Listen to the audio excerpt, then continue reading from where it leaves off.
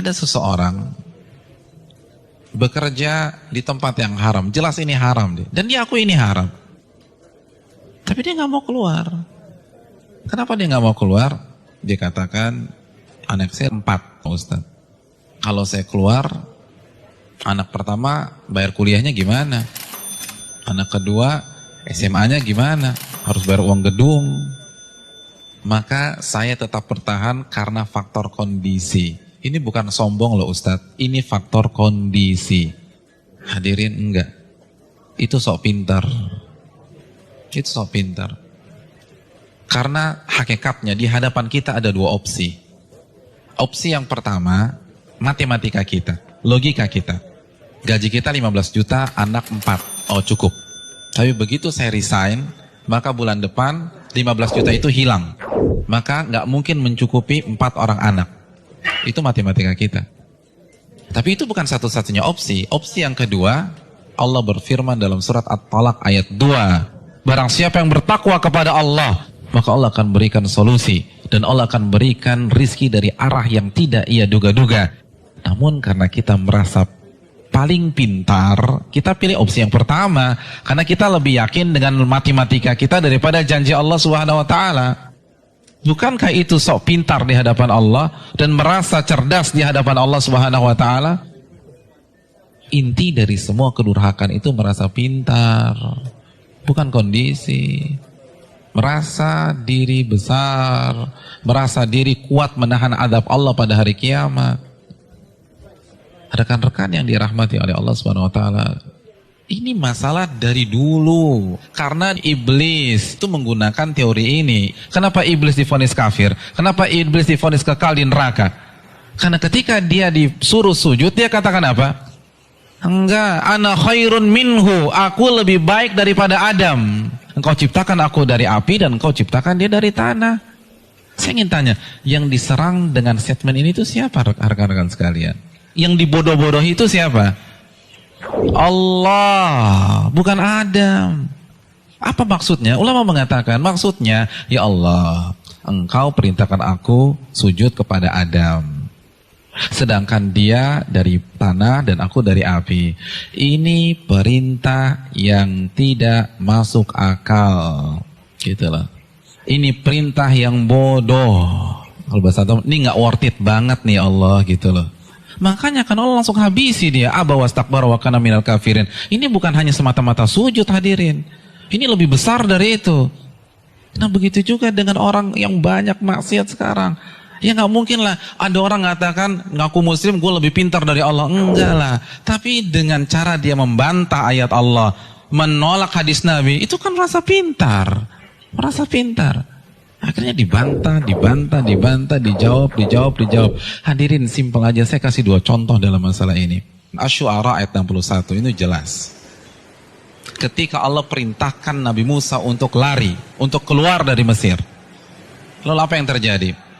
Dan ketika kedua kelompok itu sudah saling melihat, Fir'aun sudah melihat Nabi Musa di hadapannya, dan Musa kalau menoleh sudah melihat Fir'aun. Innala mudrakun. Maka sebagian pengikut Nabi Musa itu mengatakan kita akan tertangkap. Kita akan tertangkap. Kenapa? Depan laut merah, belakang Fir'aun. Logika main, ketangkap. Matematika main, ketangkap. Lalu apa kata Nabi Musa? Qala kalla, bukan begitu. Inna ma'iya rabbi sayahdin. Sesungguhnya Allah bersamaku dan Allah akan memberikan petunjuk. Maka setelah Nabi Musa berbicara demikian, baru Allah wahyukan anidrib bi'asakal bahra fanfalaqa. Pukulkanlah tongkatmu ke permukaan laut, maka laut pun akan terbelah. Ada 2 sikap yang kontradiksi. Yang satu begitu melihat kondisi real di lapangan, langsung menggunakan akalnya. Kita ketangkep nih. Tapi Nabi Musa enggak. Beliau merasa bodoh di hadapan Allah. Maka beliau tidak menggunakan pemikirannya, tidak menggunakan logikanya, tidak menggunakan matematikanya. Nabi Musa lebih percaya dengan janji Allah, in tansurullah yansurkum. Jika kalian menolong agama Allah, Allah akan tolong kalian. Orang nggak akan bisa seperti ini kalau dia nggak merasa bodoh di hadapan Allah. Hadirin, saya ingin bertanya, pengikut Nabi Musa itu siapa sih? Bani Israel. Bani Israel itu bodoh atau pintar? Pintar. Dan Nabi Musa adalah anak bangsa Bani Israel yang tercerdas pada saat itu. Yang satu merasa bodoh, yang satu merasa pintar. Dan yang benar adalah yang merasa bodoh di hadapan Allah. Ternyata seluruh analisa, prediksi yang diucapkan oleh seluruh orang-orang yang mengatakan kita akan ketangkap salah semua. Bukankah itu pelajaran bagi kita?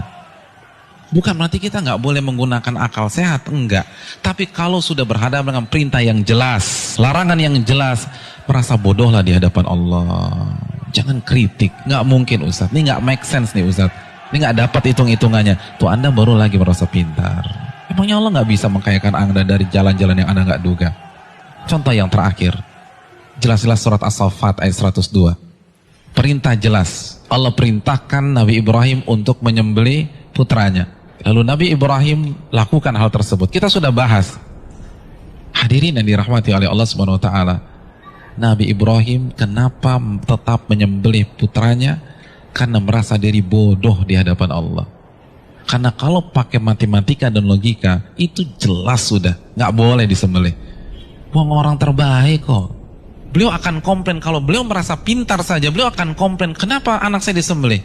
Saya kan manusia terbaik di sini. Harusnya kan anak saya sekolah di sekolah internasional, ya Allah, kenapa justru disembelih? Kan begitu logikanya. Tapi tidak, beliau merasa diri bodoh sehingga lebih percaya terhadap perintah Allah daripada logikanya sendiri. Ada yang berani meragukan kecerdasan Ibrahim? Saya ingin tanya, etnis dan ras tercerdas di dunia itu siapa? Bani Israel. Bani Israel itu keturunan siapa? Nabi Ibrahim dari Ishak. Jadi ini bapaknya kecerdasan. Tapi ketika berhadapan dengan perintah yang tegas, larangan yang tegas, udah sami'na wa ta'na. Lalu kita yang gak cerdas-cerdas begini, berani debat Allah, berani mengatakan ini gak benar, ini keliru, hitungan saya gak dapat. Kalau begitu kita makan apa? Allahu Akbar.